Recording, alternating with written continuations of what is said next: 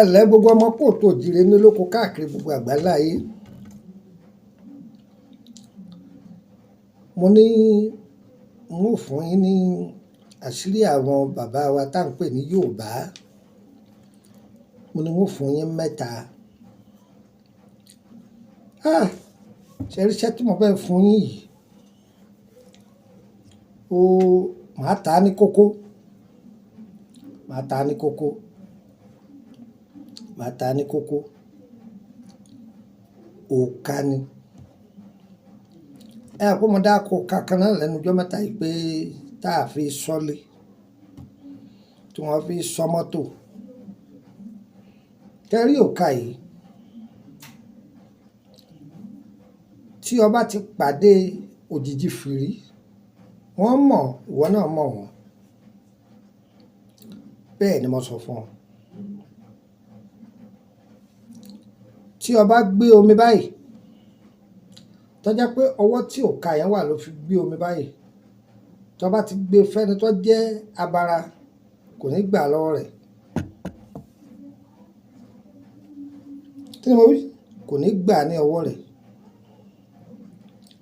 Bẹ́ẹ̀ ló ti mọ̀ pé èèyàn báyìí lẹ́nu yìí. Bẹ́ẹ̀ ni. Kódà tí òòkà yẹn bá ń bẹ lọ́wọ́ rẹ̀, tó bá fẹ́ bùnyàn ní owó, tó bá jẹ́ òjìji fìrí, kò ní gbowó yẹn lọ́wọ́ rẹ̀. Bẹ́ẹ̀ ló ti mọ̀ pé àwọn ẹni yìí nì. Tó bá lọ ọ̀dọ̀ ẹnìkan, tó bá jẹ́ pé òjìji fìrí èèyàn ni, tó bá bu omi fún ọ, fọwọ́ tẹ́ kọ́ọ̀pù yẹn ń dì báyìí, kó máa wá mú.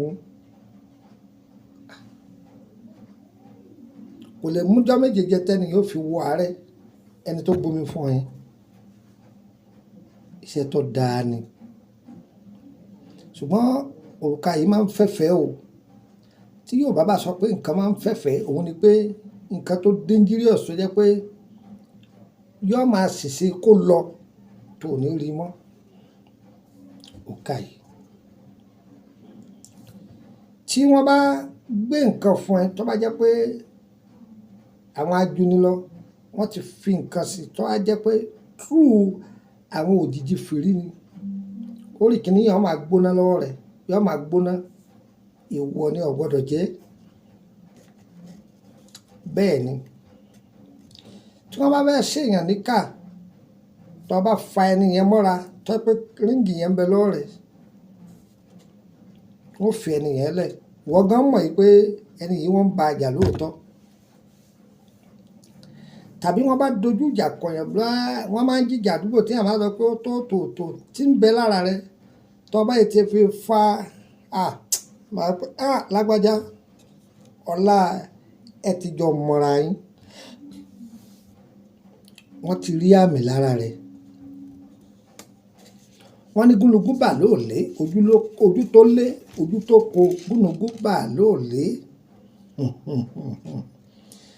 Tọ́jú ìgbín àpinnu ńlá kan, ìkòkò kan, ìkòkò odidi kan. Ẹyẹlé funfun wà ńbẹ̀, ìkódẹ wà ńbẹ̀.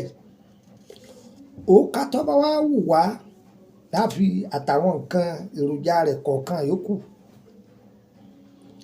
Àárẹ̀ òòkà yìí, àárẹ̀ ojú ọ̀nà tí gbogbo èèyàn máa gbà lọ gbàbọ̀ ńbẹ̀ láàrẹ̀ sí. A bá parí àárí mọ́bẹ̀ ni. Tó bá ti kayọ ọjọ́ tí ó kà, á yọ kúrò.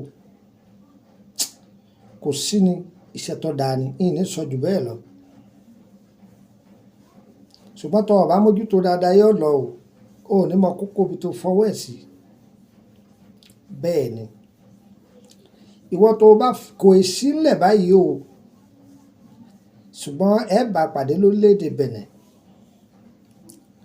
Iye tó bá jáde, á ṣàlàyé fún yín. Àtòòkà kíní, àtòòkà kejì, á ṣàlàyé fún yín. Orúkọ mi ni Lukman ọmọ Ayédáre bàbá ọgbọ́n, ọmọ ọ̀dọ̀ àgbà. Yóò yẹ wá, kò ní yẹ ẹ lẹ́. Ìtọ́jú ara ńlá ní ewé àti egbò. Ìbéèrè nípa ìrìn àjò ayé ẹni, owó ni o.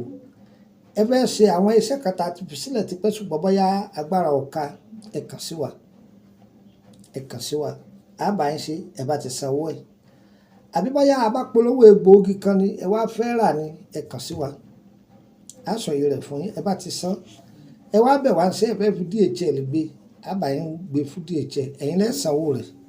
Mọ́tò lẹ́ fẹ́ fi gbé, á bá yín gbé fún mọ́tò, ẹ̀yin lẹ́ sanwó rẹ̀. Tọ́ yọ̀yẹ̀ wa kò ní yẹ ẹ lẹ́. Ìwọ tó fẹ́ máa béèrè bóyá nípa àlá rẹ ni àbá nípa egbòogi tá a ti fílẹ̀ láti bí ọdún 5 àbí 10 sẹ́yìn, ẹ fẹ́ máa béèrè rẹ̀, ẹ lọ join private group. Ẹ bá ti join rẹ̀, àǹfààní ni fún láti béèrè. Láti wọlé 10,000 naira ni, 5,000 ní tẹ́lẹ̀ ṣùgbọ́n ti di 10,000. Ẹ̀yin tẹ́ wà lórílẹ̀‐èdè Benin díìmì ni ti ṣe 10,000 CFA. Ìwọ tó o bá ti sí níbẹ̀ má béèrè kan lọ ewé kíní kan ẹjọ́ ṣéwé kíní kan léwé kíní kan má béèrè ní dán lóhùn o, kò jù bẹ́ẹ̀ lọ. Ẹjọ́ iṣẹ́ yìí I want to get more information on it. Má rí púpọ̀ ojú mi o, ìní dán lóhùn o, mi ì nígbèrágá o, èmi sì máa fẹ́ kéèyàn máa tẹ̀lé kìlọ̀ tí n bá fi sílẹ̀, á dára fún wa o. Ń fún yín ní nọ́mbà méjì tó jẹ́ torílẹ̀-èdè Nàìjíríà. Tẹ́ bá ti pè é tí ò lọ, mi ò sí lórílẹ̀-èdè Nàìjíríà ni. Tàbí wọ́n tó o bá fẹ́ wá mi wá kọ́kọ́ rí pé nọ́mbà mi kò tó wá. Tó o bá pe nọ́mbà mi kò tó wá, kọ́ máa délé kí wọ́n máa sọ pé wọ́n ti lọ Àbújá, wọ́n lọ ilẹ̀ Ìgbò, wọ́n lọ Ṣẹ́yìn, wọ́n lọ gbá, wọ́n lọ àwo. Má jẹ́ ó dùn ẹ́ o, má jẹ́ ó dùn ẹ́. Ẹ̀fọn ẹlòmíì máa wá láti ìlú òyìnbó ńgbà mí tẹ́ pé yóò ká wọn lára. So o ní láti kọ́kọ́ pè mí ná tàbí kọ́ chat mi ní WhatsApp. Màá fi sọ pé ibi tí mo wà lélẹ́yìí kò sì jẹ́ nìyẹn. +2348032983298 +2348032983298 +2348133155111 +2348133155111.